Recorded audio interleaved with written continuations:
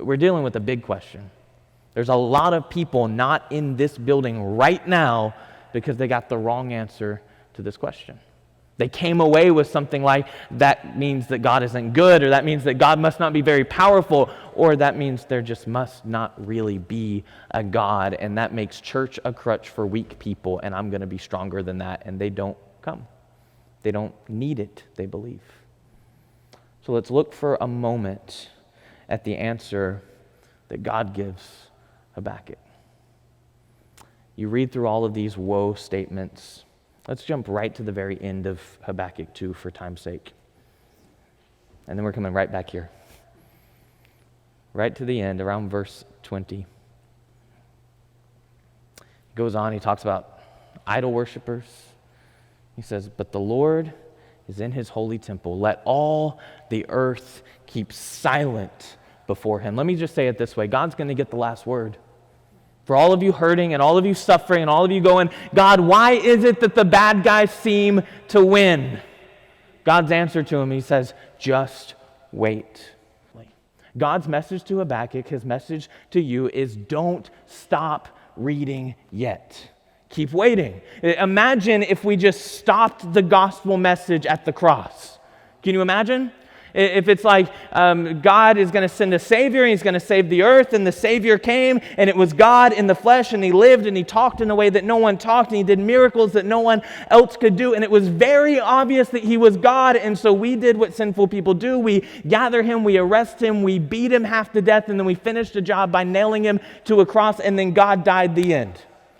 Then Nietzsche would have been right when he was like, God's an outdated concept that we killed. Talking about the Enlightenment age and talking about how the Christian faith is going to die. And it didn't, because that wasn't the end of the story. Because we buried him. And 3 days later he rose. And the tomb was found empty. In that amazing Easter moment, God finished the story that if you would have read up until that point, you would have been like, why do the good guys always lose? The bad guys win. How could you be a good and righteous God and allow evil to happen? And this is God saying, I'm not done yet. He's coming back. Amen. The tomb was empty. He conquered the grave in order to conquer your spiritual death. He defeated sin so that he can forgive you of yours. And why did he do it? For you.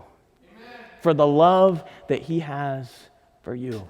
If you're wrestling with some of that, if my answer is not sufficient, go to him.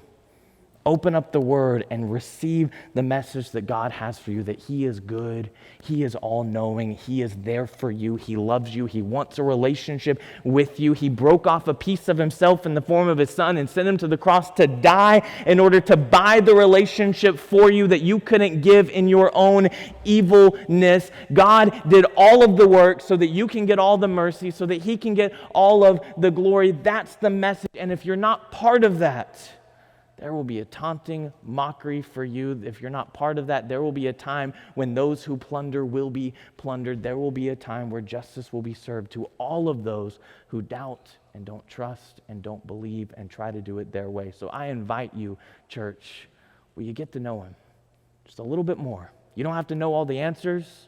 I'm not saying don't wrestle with these questions. I'm saying allow Him to correct you and trust in the Father, because He is good.